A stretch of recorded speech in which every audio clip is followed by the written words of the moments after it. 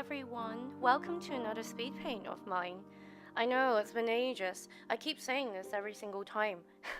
I'm not going to explain why I haven't updated in a while because I tend to do these things as a fun sort of thing. I don't really see YouTube as a money making thing, and let's be honest, I don't think that many people actually watch these videos. I'm not trying to put myself down, but I'm just being truthful.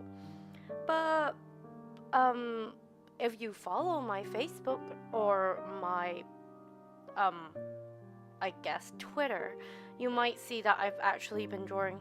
Though I don't really post as much on Twitter, it's mainly my Facebook, so I'll leave my Facebook down below.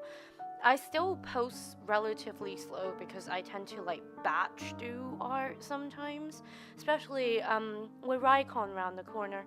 That's in May, so if anyone is going to Rye, you'll see me there with my new work. But yeah, I recently did a whole load of art on Bungo Stray Dogs. If anybody hasn't seen that, you really should, because it's a pretty good series. It's also kind of heart-wrenching. But anyway, today we are back at drawing pictures of the witch's house. I know, it's been so long, and actually, you know what? This picture, I drew it back in January. I know, January. The sketch was in January. But what happens with me is sometimes I sketch up something and then I leave it in my sketchbook and then I come back to it at a later date. So, yeah, it's not because I think that, it's not because I put it off. It's more like I end up getting inspired in different ways. Like, even with Alice Angel, I drew that sketch a while back. And then I decided to work on it later, and you saw that was an update a while ago.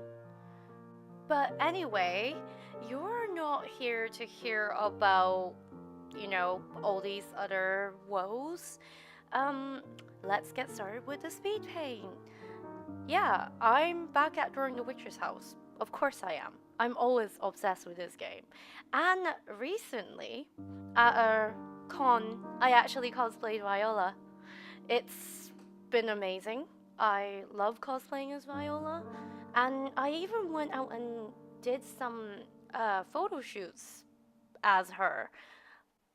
In fact, when I came back from that con, I was thinking how it was really sad because I can't play The Witcher's House on my laptop, and then I decided on a whim to check my Steam, right? They've made it available for Mac now, so guess what I did? I jumped on and played it, but I kept dying at this one stage because I was trying to be ambitious here. I was trying to do a speed run. I was trying to do the hard mode with the extra storyline. Well, not the hard mode, not the actual hard mode, as in the hard mode where you can't save. So, I kept dying. I kept dying at this one part, and it annoyed me so much. And then I went and played the easy mode because it just automatically saves. I thought I could practice that one bit and then come back. But I played through the whole thing, and I died a lot in that one bit, but after that, it was fine. I was fine, and it really annoyed me, so I really had to sit down and tackle that. It's quite fun. So, since, I'm very known for saying I have no idea what I'm doing in any of these speed paints, and it's still quite true, and since, I don't know, nobody really gives me much feedback on what I should really talk about, so I'm just going to ramble on because I think I've already mentioned enough about the game, and honestly, I don't want to give out any spoilers because if you haven't actually played it at this point, go and play it or watch somebody play it. Manly Badass Hero released a full The Witch's House MV playlist, and including the extra hard mode, which is actually extra hard. It's frustrating. I think I mentioned that I played it at my friend's house in cosplay last time. It was a pain. I'm honestly not, um, well, I'm quite a fan of it, but it gives me headaches just thinking through it. Some of the puzzles are just like, ah, help me. Like, if you know the game very well, it's still based on the basis of it, but you have to use your brain a little bit extra. So it's really grinding your gears, but it's so beautiful. The updated version is so beautiful. It was a beautiful game to begin with, and it's so much more now. And the hardest part about it is the amount of detail. Like, for example, here I am doing the walls, and yeah, okay, I cheated using a line tool, but honestly, it's very difficult to get straight lines across. And in fact, I spent over at least an hour just drawing that brick wall and getting all of the sketches done. You probably wouldn't see that in in the speed paint because I've sped it up, obviously. That's what the speed paint is for. But I do spend some time doing quite a bit of drafting over some art, especially the more detailed ones. Like, for example, 2 years ago, I drew a picture. I know, it's 2 years. Well, technically, it'll be 2 years in December, but it's 2017, okay? So it's 2 years. Um, I drew a picture of the witch's house. Yes, of course, I did.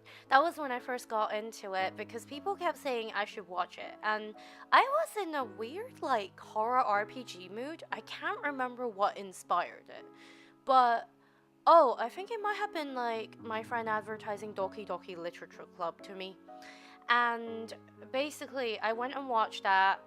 I didn't know how I feel about it. I still don't know how I feel about it. It's good enough, but for me, it doesn't scare me. Like, I guess for some people, it's scary when you play it yourself, but as an actual game itself, if you watch somebody else play it, I feel very detached, and the characters are the girls are so stereotypically trope that it annoys me. I have to say, not my favorite, but I don't hate it either. I do quite enjoy Monica's crazy personality, but I do really like crazy girl characters. Like, Junko is my favorite character of all, and really, one day I will draw something of her on here. I've already drawn something, but it's like a chibi. I want to do a full art, but whenever that comes my way. Anyway, so I kind of got into it, and I drew this. Oh my god, the background took so long. Everything of that took so long because it was the first time I've ever jumped onto Clip Studio Paint. I tried it out as a tester, and I was really bad because I didn't turn off my laptop for days just so I can have more time on the trial. And I decided I really, really liked the program, so in the end I bought it. But getting used to all the paints and everything, because prior to this I was using Fire Alpaca, and it's still an amazing, like, um, program to draw on. I really recommend Fire Alpaca if you can't pay £38. I don't know what the exchange rate is that is in American dollars, but yeah, if you can't pay £38 for Clip Studio Paint and 100 something odd for the full package, including the animation side of things, Fire Alpaca is really amazing. I personally really enjoy it. The only problem I have with it is that I guess there are some things that are still missing from it. Like on Clip Studio Paint, there's a lot of cheats. You've got like textures that you can use, and they are very catered to drawing comics. You can draw your own speech bubbles, but I'm still learning to use this program. It's almost as good as Photoshop. My only complaint is I hate their text. Like, something is really funky about with that text part. So if you want to put any text in, which I've been kind of doing because I've been doing headers badges, it's been kind of a bit funky. Like, the bold button doesn't quite work. It doesn't quite bold the text very well. Well, if you jump onto Photoshop, it does that, but my Photoshop is so old, and I don't want to pay monthly for a new Photoshop when I barely use Photoshop. Photoshop is not really something I use to draw art on anymore because the lines and it's not actually very friendly for me. I don't like it as much as I used to. That was like my starter part. Again, and I discovered Fire Alpaca. Fell in love with that program. I was so in love with it. But then I discovered Clip Studio Paint. I don't know how, but here I am. I'm not even sponsored. But anyway, so I was kind of drawing this. And after 26 hours, after finishing it, I hated it. And that's really sad. And I didn't realize until much later why I didn't like it very much. It was because of their faces. And it was during that time, I had come off of my JoJo high, so I was drawing a lot of JoJo. And JoJo, if you look at the art, it's very, very different from cute magical girls or cute girls. And honestly, that was the problem. Their faces were all weird. Like it was weird to me. I didn't like it. It just, the background I really loved, but the actual two characters, it annoyed me. Everything about it just looked, and also I think I made Viola too old looking because she is just 13. So I went back and redid it recently. 11 hours. So altogether, that's like 37 hours. I didn't time it. I was just kind of redoing it because I spent a while just laying down the original, like just a sketch of the two characters and then redoing some of the aspects. I did keep quite a bit of the old stuff because I was working with the old The Witch's House screenshots. And then in this new one, here we are with like different, like you probably saw me pulling the reference pic into the earlier bits because I was trying to figure out here and there, and you'll see me doing that later with the coloring. Oh, another thing I had to mention, so I think I'm like a little bit cursed, or I'm just an idiot. To be fair, I'm an idiot this time. I'm so tired of a batch drawing, like drawing so much these past few weeks that when I forgot to hit record on one section. So you'll notice it'll be some kind of weird magic where suddenly you see the wall like with the colors laid down and then suddenly it's colored. Yeah, you'll see that later on. But I've discovered one thing when I was drawing this, and you'll see like currently on screen you probably see me struggling with this where I'm redrawing this basket over and over again. And yeah, I discovered that I really hate wicker baskets. I hate drawing them. I don't mind them in real life, they're pretty baskets. But drawing them, I discovered that I really hate it, and I even like mentioned it into my friends' group chats, and you should kind of feel lucky that you didn't have to be there to hear this. Because I was telling people like, oh my god, I've like a few hours into this drawing and I don't know why I've decided to draw a wicker basket, but Viola does carry a basket with flowers in it, and it's mainly mentioned in the manga and also the book. The book and the manga go alongside each other, and I think you could find them both on the Witch's House Wikia. It's quite a well-thought Wikia. I think it's a bit slow with updating on the new detail a little bit, but honestly, it takes a very long time to gather information. So in the end, I kind of gave up and just traced some of the pattern so I can kind of get a better idea, because the pattern of wicker baskets are really strange. Like, as in, when you draw them, because they just don't fall into place, and it's not like plaits where they just kind of go into each other, and I really like drawing plaits. It's one of my favorite things, and that's why drawing Viola is just amazing. So yeah, that's the story about how I lost footage because I forgot to hit the record button. But because of that, I don't even know how many hours I spent on it. It says about 8 hours and a half on like the clips that I've recorded, but I know that it's probably another hour just shading the background. People honestly don't realize how long it takes to shade things, and maybe because I really enjoy shading things and kind of playing around with different shading types, and I spent ages trying to figure out what kind of brush technique works for me until, much later on. Because one thing I have an issue with is how some people, when they shade, they make it into some kind of weird blur, so it doesn't look like the wall has shading. Because if you look at real life objects, there is a line when there is a shadow, like on things, and there's a definition, and if you blend it, it just looks like you're just creating some shitty 3D model. Like, it just looks like you've just blurred it and there's no shade. It just looks like bad MMD, and I am not a fan of it.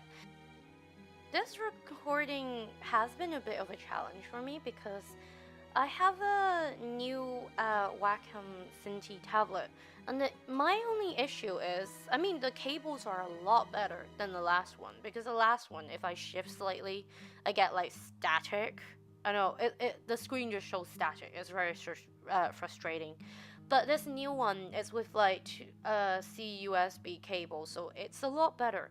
My only issue is that because they added buttons at the top, you can turn touch on and off. I don't find touch settings very useful. In fact, it annoys me. It kind of gets in the way because it just doesn't help. You can press these buttons, and these buttons, it's really easy to press this one button that switches the screen back to your normal laptop. And it just kept happening throughout this entire Speedpaint. So I was a little bit frustrated. I was not a fan of it, and also just various things happening.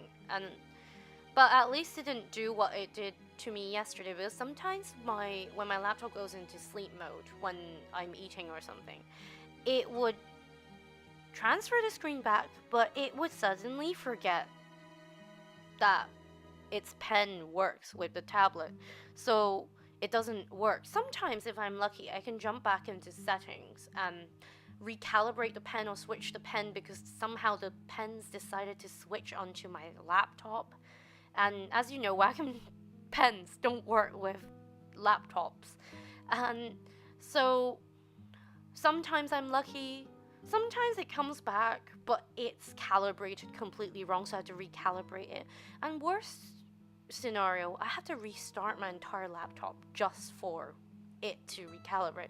So it's honestly like a really big help to have a tablet like this, but there are some cons to it. Like, their wires have always been a bit funky, and I guess it still is, but not as bad. It depends on where you're sitting and the placement of it. But I don't think I could do with another laptop where you draw directly on it again, just because my previous one was like that, but it wasn't exactly a laptop. It was more like a brick. Like, I used to joke that if somebody robbed you, you could actually hit somebody on the head with it without much, like, actual force and knock them out, because it was so heavy. And it used to, like, overheat. And even with my new laptop, if you do hear the fan going in the background, it likes to do that randomly. So I'm lucky that I can, like, stream things on my TV when I'm drawing, because I always draw with something in the background. But otherwise, it would have been really annoying not to have any music going on, because I enjoy listening to music or audiobooks, and I really should get back to them audiobooks. Another thing I should really do is catch up on all the anime I've been putting off because I've been drawing, as well as actually playing Bendy. I do have another picture planned for Bendy, and yes, I am doing it in ink once again because it makes sense. I just think it really goes with the theme, because I don't know what I mentioned in my previous video, I was having a lot of problems posing Bendy. Because, weirdly enough, although he is the main character of the game, when you see pictures of him, it's usually a cardboard cutout, so it's more difficult. It's just, he's not very posable, but I kind of got this really good idea, because a friend sent me a song, and it just inspired me. It's a fan song, but it's a really good fan song. I think it's called, Build This Machine. It's really amazing. I guess I'll link it down below, even though it has no relation. And if anybody that actually does like does anything for in terms of releasing the witch's house, because I do post this on Twitter and they're very responsive, I'm so sorry that I'm just talking about random things through a witch's house kind of video. But I feel like if I say any more, everything will just kind of leak out, and I don't really want to give any spoilers for the people that might be interested in playing it. But if you do, you should definitely get it on Steam. And if you're not sure, just watch somebody play it. If you search The Witch's House MV, you'll see lots of people that have actually played it. I mean, a lot more people have played the old one because it's been around for quite a long time. So, yeah, go ahead and go play it, watch it. Um, and in terms of horror RPGs, I might consider doing something for Ib next, because that's my second favorite. It used to be my top favorite because for some weird reason we just kind of put off watching The Witch's House. I say we because my sister and I used to kind of watch them together. So we watched Corpse Party briefly together, and then I don't remember whether I continued it by myself alone or something else. But Corpse Party is a very, very long horror RPG, or I think it was because, how, I don't know, maybe it's longer when you watch other people play it, but it's quite long, and the idea of it is scary. It's, the actual game for me is not that scary. There's a lot of deaths, but, what horror RPG doesn't? But it's the idea of, basically you die, if you die in that space, you die feeling that pain. So if you die of hunger, you continue being hungry in your afterlife. Not hunger, Jesus. But yeah, so that's really scary. Could you imagine if you died from a severed leg and then you end up feeling that pain for eternity? It's horrible. But as far as Japanese horror games or horror stories with a grudge, that is as far as it goes. It's basically that. And another game that a lot of people don't seem to watch as much is Misao. Misao is a really good game. It's sad. It's done by the same creator of Mad Father, but there are a lot more amusing deaths. Oh, that's another one that I really enjoy. Even Mad Father are probably the second tier for me. Those two are good games. But yeah, Misao is also a really good game. And it's interesting. It is very, very interesting. And I enjoy the stupid deaths, okay? That's what some horror RPGs attract me to, especially if they don't have a consequence. It's really funny. Because there's one bit where you literally answer the phone, and I think it just, strangles you. But yeah, that's kind of enough on Misao. You should also go watch people play it, because I think it's been updated quite a few times, just like Mad Father. They added a new ending, a slightly new ending, or a little bit more to the ending. And I have done art for Mad Father as well, but I haven't done anything official, so maybe I should also get onto drawing it, because Aya is adorable. And her mini chainsaw is adorable. I did see a cosplay for that a while ago, because it's really sad because horror RPGs are not massively popular. They are popular in bits, sometimes you strike gold and people have heard of it, but some people just never venture onto it because they think it's super scary. It's not that scary. What's scary, for me personally, it's scary when it's first person. So third person I can deal with. I enjoy watching it because it's kind of interesting, and maybe because they're pixels, they're not as terrifying as hand-drawn, full-on things when somebody dies. So it's not as I guess it's not as triggering. I don't know whether that's the word I will use for me. Well, I don't really go out and watch, actual horror movies because those things remain in my mind a bit too much, and my eyes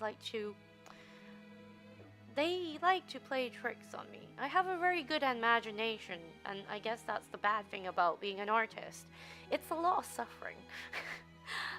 My work kind of hours, well, I say work very loosely. I'm only doing this because cons and whatnot where I sell at them.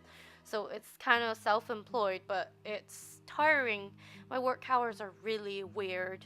And because I also have, housework, your standard kind of housework to do around the house, and you cook and stuff like that. So it kind of takes up, and I often only start around 1 p.m. And then after that, I just kind of keep drawing, and then it's 3 a.m. Or when I was drawing the whole load of drawings, I would go to bed at 8 a.m. 8 a.m. the next day, and then wake up at 12 p.m. just to draw again. So it is very taxing, but I enjoy it.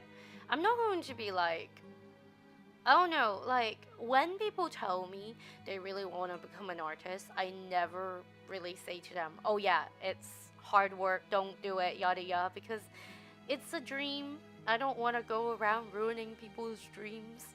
So it's it's enjoyable. Sometimes it pays back, like especially when you actually like the picture. But most of the time you can see all the flaws in the picture and then you're cringing. But what really makes it for me is when I sell art in cons and people buy it and they actually, sometimes, people tell you that they really love your work or they think it's beautiful. That's when it really gets me because although I've been told that a few times, but it's really hard to believe that sometimes. And after all the insane work hours, you do become a little bit insane, honestly.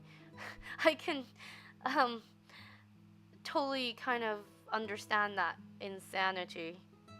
But anyway, I've basically talked through this entire video and I think I should just end it here because, well, the picture is basically done. So thank you very much for watching. I really hope that I will post these more often, but they are just for my own entertainment and other people's entertainment. I don't really know how many people actually watch these videos. Uh, if anybody is attending Rycon, feel free to come to my desk. The stall will be called Bleeding Strawberries, and I will be posting an update on Facebook soon once I get um, the floor plan of where I'm going to be. So I look forward to seeing people again, like for whoever that comes back to my table or something. And yeah, thank you very much. Bye.